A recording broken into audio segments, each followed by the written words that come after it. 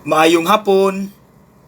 Ni ay gisulti si Jesus diri sa ebanghelyo karon nga makatandog. Akong basahon, ingon siya, ang mga kabus kanunay nga inyong ikauban, apan ako dili kanunay uban kaninyo. Kay kini manggod si Judas, mas na-focus siya sa kamahal sa perfume. Ibaligya na lang ni aron itabang sa kabos. Pero si Maria, wala niya gihuna-huna ang kamahal sa perfume. Ang iyaha, kay naaman si Kristo among bisita, ang among focus, ang among attention, 100% sa iyaha, so para ni niya tanan.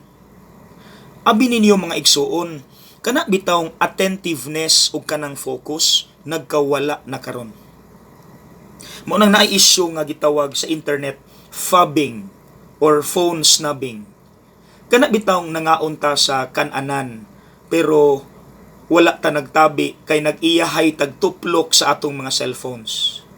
Nagsabot gud ta nga magbanding ta, moadto ta sa coffee shop, dapat wala tay cellphones.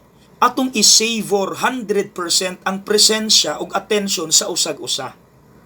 So atong ipadaplin ang mga cellphones. Okay? Samot na sa prayer.